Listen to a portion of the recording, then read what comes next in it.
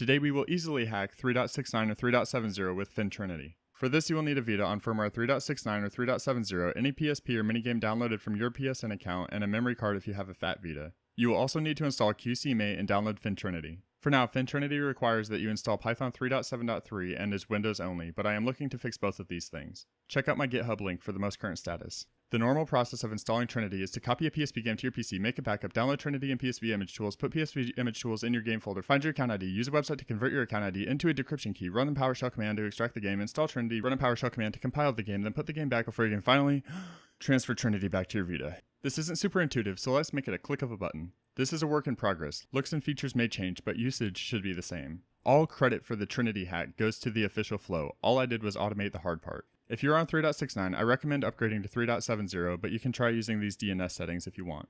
3.70 is good to go. Download any PSP or minigame or demo. In my region, LocoRoco has a free demo. Launch it and then hold down the PlayStation button. Ensure that it has a settings menu. Click Copy Content in Content Manager, then PC, then connect to your PC. Select System to PC, Applications, PSP, and copy your game to your PC. Go to your FinTrinity download and open FinTrinity for the command line tool or GUI for the user interface. Confirm FinTrinity has found the right game. It will do everything and ask you to refresh your QCMA database. Right-click QCMA and click Refresh Database. Return to Content Manager and select to transfer from your PC to your system, then Applications, PSP, and copy your game. It is very important that you reboot and confirm there are no running downloads. Run Trinity and it will load Construct. Run Install h-encore and download Vita Shell.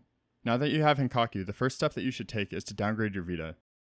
Thank you for watching, and I hope you enjoyed this episode of the Wilson Minute. If you did, make sure to like, subscribe, comment, and if applicable, watch the next and previous videos in this series. If you would like to help support this channel, I have listed ways to do so in the video's description. Well, that was easy.